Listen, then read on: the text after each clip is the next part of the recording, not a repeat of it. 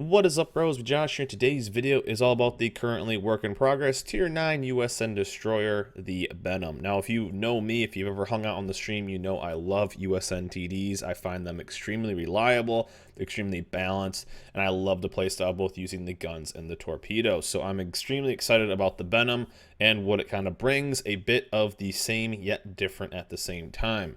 Tier 9, though, pretty good tier. There's a lot of good destroyers. Obviously, one of the tried and true DDs, which is the USS Fletcher. This has been a ship that is so good for so long, so it has some stiff competition. Obviously, the USS Black as well, but that's kind of the own thing with the steel ship. But let's dive into the Benham itself and what it kind of brings to the table, being surrounded by some pretty good ships. So the Benham, more than anything, is not like the Fletcher. It's more like the actual Benson at Tier 8, and the reason being is it's almost identical to the ship itself. However, it's giving up some things. The Benham, though, brings, and this is with the captain I'm showing you. So just a couple things to keep in mind. We're using priority target, last stand, survivability expert. So a lot of the values we're going to see, all the values I'm going to compare this to are with survivability expert. So the health is buffed up. Also, the Benham has BFT. The Benson will not, and that'll definitely show it. And most of these captains are going to have radio location and then concealment expert. So for the values there, we will compare that. But the Benham is bringing with survivability expert 17,650. So again, I'm comparing that to the Benson, the Tier 8. It's even less than the Tier 8 Benson. So you have a Tier 9 destroyer with less life than a Tier 8. And then comparing that to the Fletcher, which the Fletcher is the Tier 9 counterpart, you're at over 20,000 there. So you're at a 2,000 life advantage or disadvantage than the Tier 9 counterpart. But what you make up, or what you miss with the actual health pool, you make up in torpedoes. Gun-wise, though, very similar to the Benson C-Haul. Most people will be using the B-Haul on this, but the C-Haul will actually bring you one less gun, but you get the ability to grab AA consumable. But the B-Haul on the Benson will have 4 guns with a 3.3 second reload, 127 millimeters. The Benham is basically that as well. And as you can see, it has the defensive fire. So gist of this ship, it's a Benson C-Haul with extra torpedoes. So again, though, main battery reload 4x1, 127 with a little bit more range. And the reload is 3.3. Again, we have BFT on this captain, not our Benson captain. So you are going to be at a disadvantage 1v1 versus the Fletcher. The Fletcher will most likely have a little bit of an advantage since it has more guns. It has more guns doing more damage. The guns just do more damage, and you will have just more life to play around with. So you are at a disadvantage there, but again, the thing you're going to make up for is how its torpedoes are set up. And this is a good...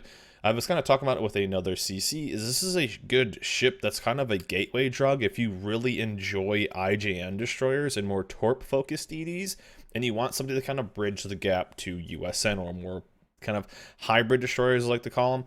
Is this has 4 sets of 4, 2 on each side. So as we know, the Mahan at Tier 7 has 1 on one side and 1 in the middle. This has 2 sets of 2. So this is actually very similar to the low tier ones, which are like the Clemson, which also has 2 sets of 2, and then the Nicholas 2 sets of 2 on a very fast reload. The Benham has an extremely fast torpedo reload for its tier at 83 seconds on the reload for each one of those torps.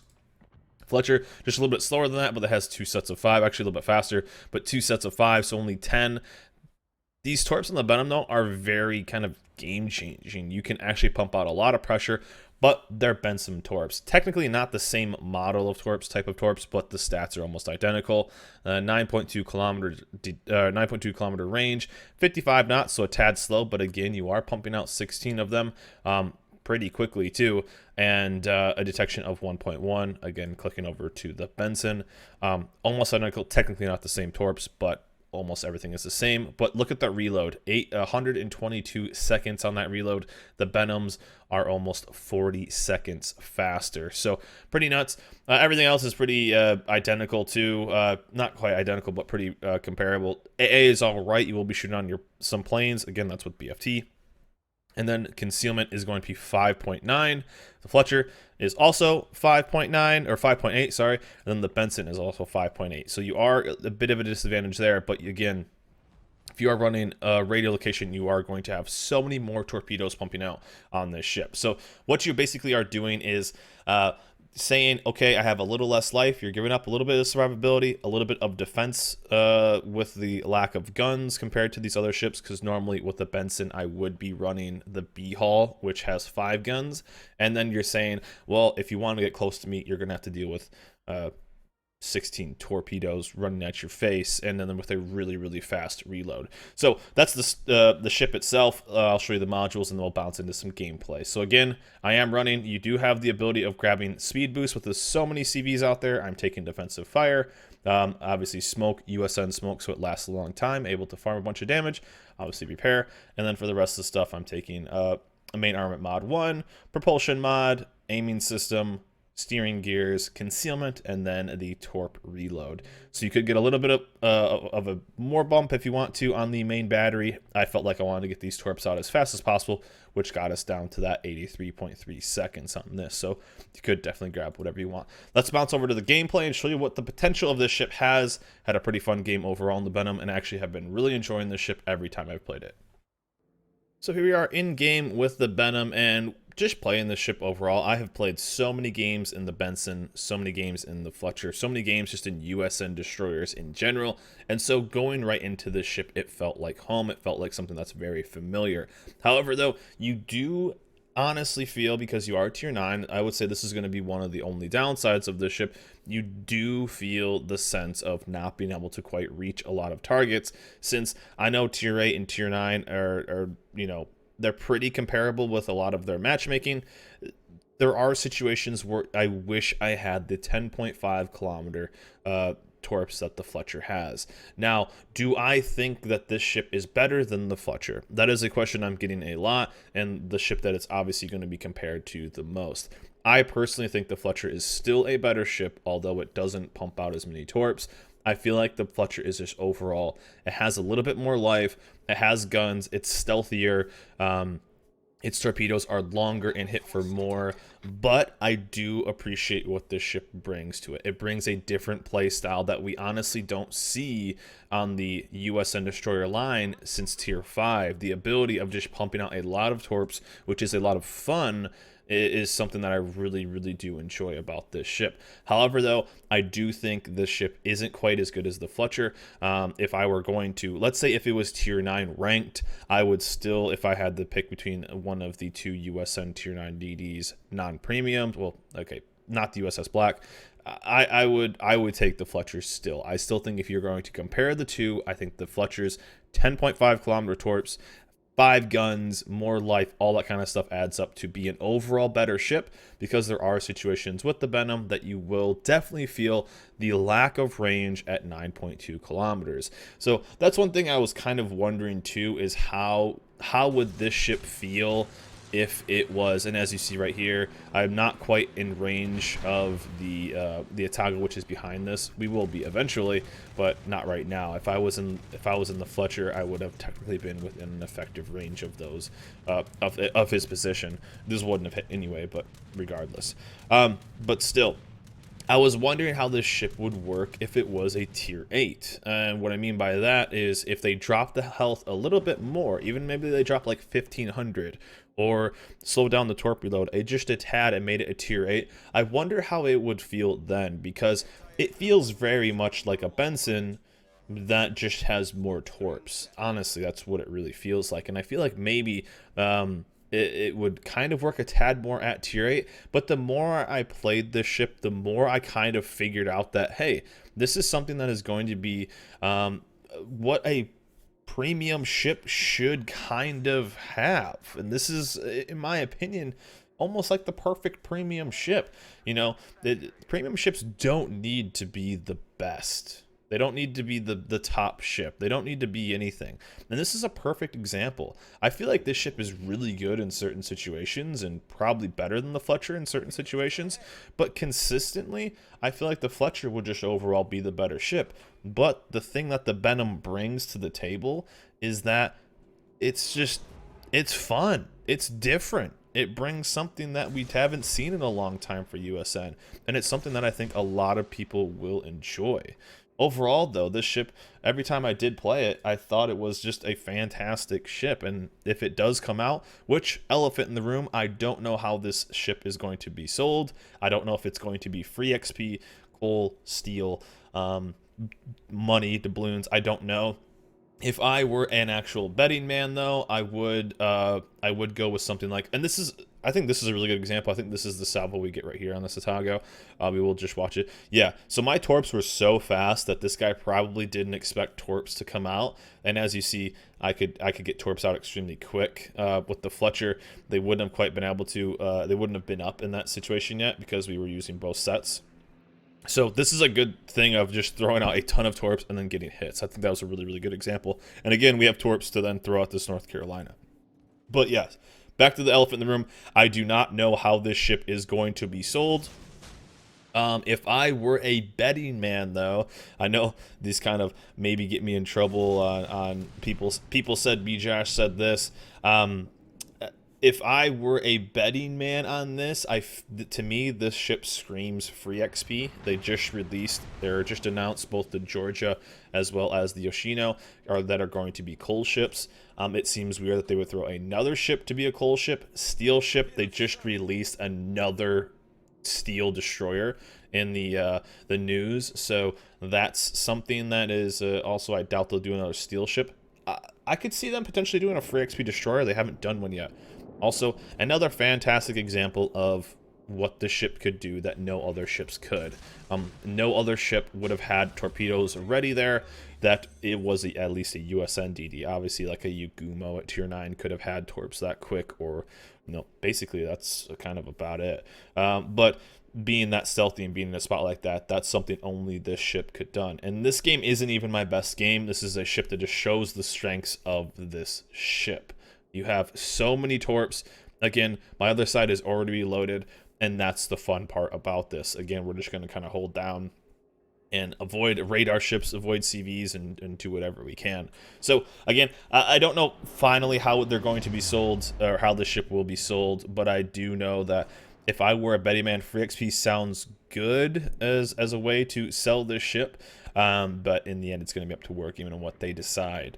But though, if you are just a player of USN Destroyers and you like USN DDs, this is definitely going to be a ship for you. It's a ship that I enjoy. It did come up, though, that this is a ship that's more for fun, and if you're really focused about winning, I still think the Fletcher is going to be overall just a better ship. It's just going to be more consistent. When I play ships, I am honestly I like consistency. I want something to be consistently there and consistently strong, and not something that is a tad more reliant on situations to really stand out. Although, if you're looking for a fun ship and something that can just launch torps like literally every 40 seconds in a way, if you kind of split them up, this is definitely going to be the ship for you. And what I could see them potentially nerfing, again, the downsides of the ship are very small. You don't really feel the lack of health too much. You feel the torp reload, which is insane. And if you've played the Benson ever, if you played the Sea Hall Benson too, it doesn't seem too foreign, honestly. Downside is right here. Now we are locked onto that one, but is having the lack of range. You have 9.2 kilometers, and that is it. They aren't getting any longer, but you do have the ability of launching torps and then smoking up and then having torps again really fast and being able to attack both sides. As you see, I'm as close to north-south as possible here, launching both torps on the left side and the right side. This is, again, another spot where the Benham is going to excel, and you can pump out a lot of pressure at multiple parts, multiple sides, multiple flanks, I guess. But these are Benson torps, 55 knots, relatively slow. The damage is okay. The range at this is pretty short, as what kind of everything else at this tier. Normally at this tier we're seeing 10+ kilometers for a lot of the range. And one thing you have to worry about a tad more compared to everything else is radar. So radar is going to be a lot more prevalent at tier 9 than it is at tier 8. And you could run into a tad more getting radared with the ship just because you want to get within range of those torpedoes, and you will kind of just be within radar range, I guess, is kind of the easiest way of saying it. So down goes that North Carolina, and we launched those torps, but again, they didn't quite reach, which is a bit of a bummer. And this Minotaur could potentially cause me some problems. But, and we got this IO right here too. So again, just having, it seemed like you always had torps up, which was the coolest part. Even, as I said, I played a ton of games with the Benson, and it feels amazing to just play that ship kind of over and over and over. And like, look at that what is it, C3 right there. Man, I wish I could just get a tad closer to this. This minnow wasn't quite here. It would have been awesome. But when you play this ship, you're like, oh, I have torps up. I have torps up. Okay, I have torps up again. Okay, I have torps up again. It was a fantastic feeling. To play this ship. It was just fun. That's one thing. Was it the best? No, but was it extremely fun? Absolutely. And I think these torps are going to be straight sailing. Already at 2 solo base caps, shot down a couple planes, 5 torpedo hits, and we have a wonderful. Oh, that's the Iowa we got with torpedoes earlier. So got us just a few more torps. There we go. There's a nice little dev strike. Doesn't kind of show up because it is our test ship, but again, now we just get to pump in and go. Actually, I was trying to hunt down this Minotaur because I think I played against, I forgot if it was an Eddie or something like that when I was playing the ship earlier, and I pumped in a ton of citadels on him because of that spot. But the upsides of this ship, I think, really outweigh the downsides of this ship. Again, the downsides briefly are just range of torpedoes and kind of speed of torpedoes, but you make up for it having just a billion of them all the time to fire.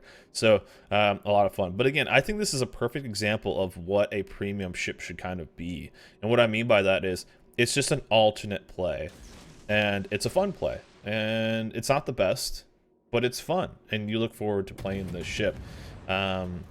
It just, I can't say enough. This is a ship that I kind of find when I do these test ships, it's like, okay, you know, this is a big problem, or this is not fun. Or if you saw my video on the Udachi, that was one that it was just an absolute dread to play, and I found that, but I was just hoping to get a good game relatively quickly, because then I didn't have to play it again. This one isn't really that case. This one was, I had good games in it. Usually when I get good games in it, play a decent amount, have enough for a YouTube video, I kind of move on and wait for them to change. I don't think much will change from this ship, and I honestly feel like this is a ship that will see the final version somewhat close to this, and I think it's kind of okay. So nice, one more torp hit right there. We end up having a pretty decent game, but it ended up being a slaughter, since most high tier games are slaughters these days. But overall, I give the Benham 2 thumbs up. Pumped out some decent damage there, had a lot of fun, a lot of situations. Again, it wasn't even our best game we had in this ship, but it did show just the strength of that torp reload and having torps on both sides. So much fun, really enjoyed it, and I'm looking forward to seeing what it comes out. We don't know how it's going to be sold, it being a tier 9 premium. The only tier 9 premiums we've seen have been coal, steel, and free XP so far. There have been chances where they've sold them in the premium shop though, but that's after they were released on the other way. So we don't know yet. So I'll maybe make a note down below, or maybe on the next version, if they change anything, we will. I'll make a note about it. But overall, just a lot of fun. Again, it is work in progress, so stats are subject to change. But I hope you guys enjoyed this video, and hope you guys are excited about this ship. That kind of USN normal destroyer with a flair of fun. Lots of torps. Enjoy it. But anyways, guys, that's it for me. Hope you guys enjoyed this video. Remember, like, subscribe, and I'll see you guys next time.